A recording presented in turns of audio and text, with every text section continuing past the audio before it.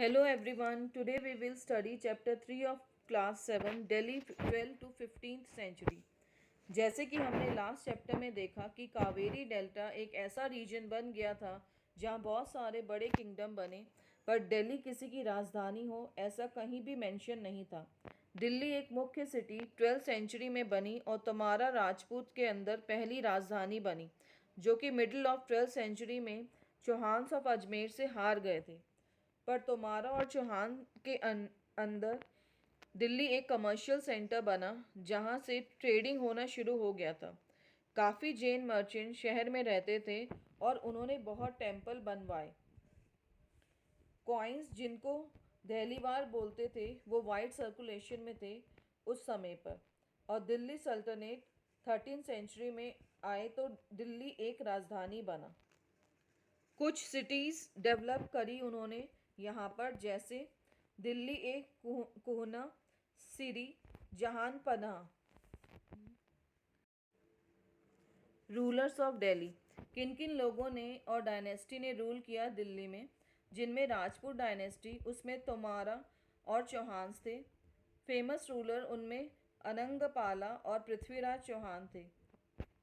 Early Turkish rulers Qutbuddin Aibak, Shamsuddin Iltutmish, Razia और घियासुद्दीन बालबन थे। Khalji dynasty में जलालुद्दीन और अलाउद्दीन खलजी। तुगलक डायनेस्टी में घियासुद्दीन तुगलक, मोहम्मद तुगलक और फिरोज शाह तुगलक थे। सैयद डायनेस्टी में खिज़र खान और लोधी डायनेस्टी में बहलूल लोधी। अब दिल्ली में सुल्तान्स के पीरियड में हिस्टोरियंस को पर्शियन में अगर एक हो तो त्वारिक और बहुत हो तो त्वारिक बोला जाता था।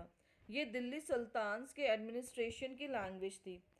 ऑथर्स त्वारिक के learn man, secretaries, administrators, poets और कोर्टियर्स होते थे।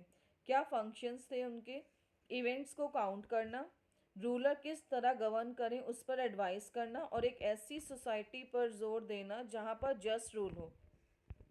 फ़कीर मुदब्बिर ने 13th सेंचुरी में सर्कल ऑफ जस्टिस की थ्योरी दी थी, जिसके अकॉर्डिंग एक राजा अपने सोल्जर और आर्मी के बिना सरवाइव नहीं कर सकता।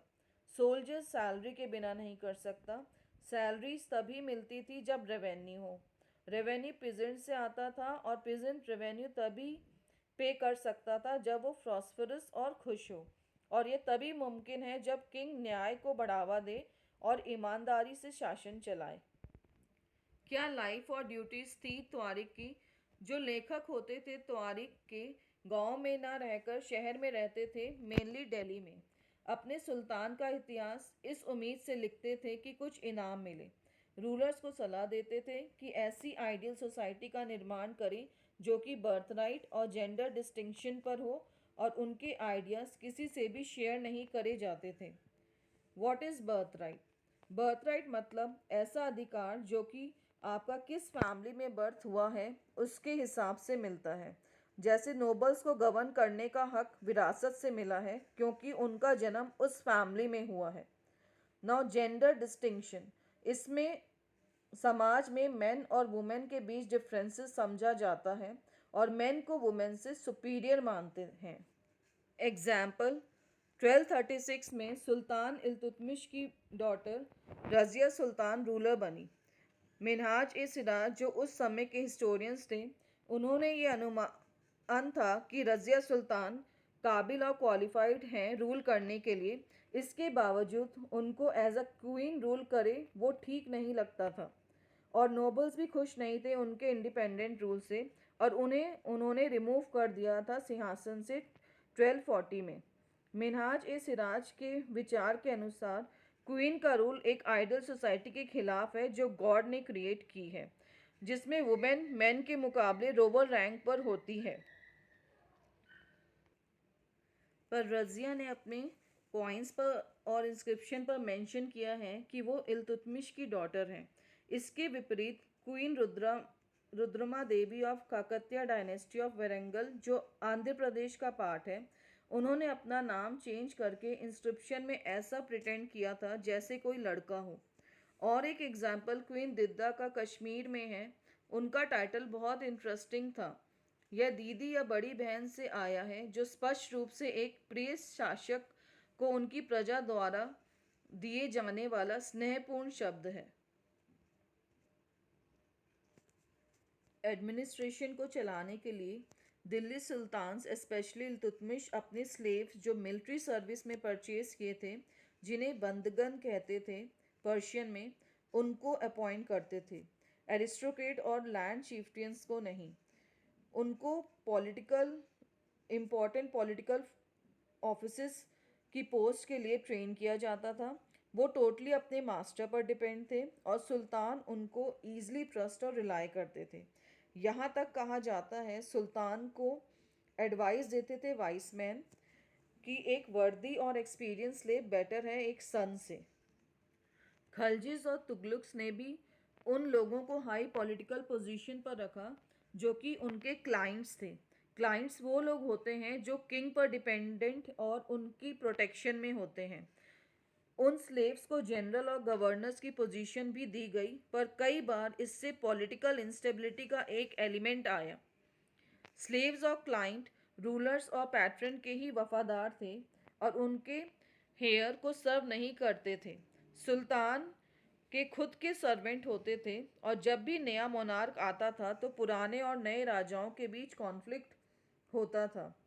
त्वारिक भी दिल्ली सुल्तान को लो बॉर्न लोगों को हाई पोस्ट पर अपॉइंट करने के लिए बहुत क्रिटिसाइज करते थे।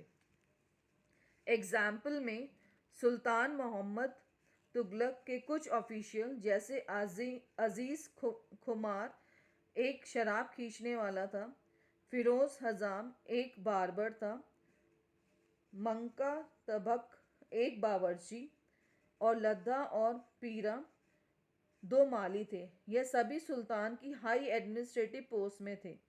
जियाउद्दीन बर्नी जो 14th सेंचुरी के क्रॉनिकल थे, उन्होंने इस तरह लो पीपल को हाई एडमिनिस्ट्रेटिव की पोस्ट देते हुए सुल्तान की राजनीतिक चुनाव की आलोचना की है और यह भी कहा है कि उन्हें रूल करना नहीं आता था। नेक्स्ट टॉपिक इक्तादार और मुक्ति है। खलजी और तुगलक ने जो रूलर्स थे वो प्रदेशों से मिलिट्री कमांडर अपॉइंट करते थे। इन ज़मीनों को इक्ता और जो इनको होल्ड करते थे उन्हें इक्तादार बोला जाता था या मुक्ति। क्या ड्यूटीज़ थी मुक्ति की? मिलिट्री कैंपेन को लीड करना, लॉ एंड ऑर्डर को मेंटेन करना इक्ता के अंदर।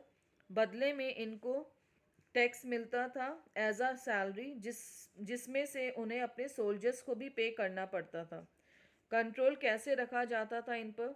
कंट्रोल तब रखा जा सकता था जब ऑफिस इनहेरिटेबल ना हो और लैंड पर काम करने का पीरियड शॉर्ट हो शिफ्टिंग से पहले। अलाउद्दीन और मोहम्मद तुगलक के टाइम पर काफ़ी हार्श कंडीशन इम्पोज किया गया था इन पर। कई राज्य में अकाउंटेंट अपॉइंट किए गए थे यह चेक करने के लिए कि कितना अमाउंट ऑफ रेवेन्यू कलेक्ट किया गया है मुक्ति के द्वारा, जो कि वहाँ के राज्य ने निर्धारित किए हैं, और सोल्जर्स का भी रिकॉर्ड मेंटेन करके रखना पड़ता था। जितने भी भीतरी इलाके थे सुल्तान के अंदर, उनके चीफ्टियंस, समंताज, एरिस्टोक्रेट और हाई रिच लैंडलॉर्ड्स को सुल्तान की अथॉरिटी एक्सेप्ट करनी पड़ती थी। अलाउद्दीन ने अपने अंडर लैंड रेवेन्यू कलेक्शन ले लिया था और लोकल चीफ्टियंस का टैक्स वसूल करे वो राइट्स उनके ले के उन्हीं से टैक्स लिया जाता था फोर्सफुली। सुल्तान के एडमिनिस्ट्रेटर लैंड मेजरमेंट और अकाउंट पर कंट्रोल रखते थे।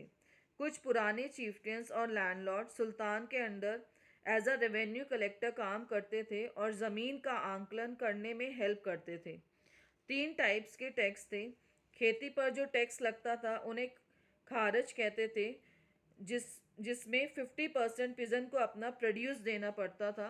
कैटल और हाउसेस पर भी टैक्स लगता था।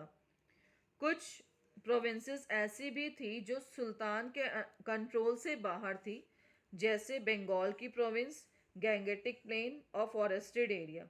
लोकल चीफ्टियंस ने अपना रूल इन रीजन्स पर रखा था और सुल्तान्स उनके अंडर नहीं जा सकते थे। लोकल चीफ्टियंस कैसे प्रोटेक्ट करते थे अपने आप को दिल्ली सुल्तनत के रूल में? 14th सेंचुरी में इब्न बतूता एक ट्रैवलर जो मोरक्को अफ्रीका से थे, उन्होंने बताया कि लोकल चीफ्टियंस ने अपने आप को रॉकी ऊबड़ खाबड़ जगह और जहाँ बैम्बू ग्रूव थे वहाँ फोर्टिफाइड किया। इंडिया में बैम्बू के पेड़ हॉलो ना होके लंबे ज़्यादा होते हैं, तो फॉरेस्ट एक डिफेंसिव वॉल की तरह लोकल चीफ्टियंस को प्रोटेक्ट करता था, in which they can also grow crop and cattles भी होते थे। पानी की भी सुविधा थी। रेन वाटर से वो लोग वाटर कलेक्ट करते थे और कुछ नेचुरल रिसोर्सेज तो थे ही फॉरेस्ट में। जब मंगोल गेंगिस खां के अंडर आए तो उन्होंने ट्रांसोक्सियाना नॉर्थ ईस्ट ईरान को इन्वेट किया 1219 में, और इसके बाद दिल्ली सल्तनत को इनका हमला फेस करना पड़ा। अलाउद्दीन खिलजी और मोहम्मद तुगलक के अर्ली ईयर्स में मंगोल का अटैक काफ़ी इंक्रीज़ हुआ, जिसकी वजह से उन्हें आर्मी एक्सपेंशन करना पड़ा, जिसका प्रभाव एडमिनिस्ट्रेशन पर काफ़ी पड़ा और चेंजेस देखने को मिला, क्योंकि एक large sum of money army mobilization में जा रहा था। 15th और 16th सेंचुरीज में सल्तनत में क्या क्या चेंजेस आए। तुगलक के बाद सैयद और लोधी डायनेस्टी ने रूल किया दिल्ली और आगरा में 1526 के बाद। जौनपुर, बंगाल, मालवा, गुजरात, राजस्थान और पूरे दक्षिण भारत पर इंडिपेंडेंट रूलर्स थे जिन्होंने फ्लरिशिंग स्टेट और प्रॉस्परस कैपिटल बनाए। कुछ नए रूलिंग ग्रुप्स जैसे अफगान और राजपूत भी आ गए। 1540 से 45 तक शेरशाह सूरी ने एक छोटी सी टेरिटरी में अपना करियर एज अ मैनेजर शुरू किया अपने अंकल के अंडर, और मुगल एम्परर हुमायूं को चुनौती दी और हराया भी। सुर डायनेस्टी ने 15 साल रूल किया 1540 से 1555 तक, एक ऐसा एडमिनिस्ट्रेशन बनाया जिसमें उन्होंने अलाउद्दीन खिलजी के तत्वों को अपनाया। शेरशाह का एडमिनिस्ट्रेशन एक ऐसा मॉडल बना जो ग्रेट एम्परर अकबर ने भी फॉलो किया। So this is all about the third chapter. The PDF of the notes from which I had taught you is available in the description box down below. If you enjoyed today's video, share, like, subscribe and hit the notification bell. For more videos, stay tuned to my channel. Thank you.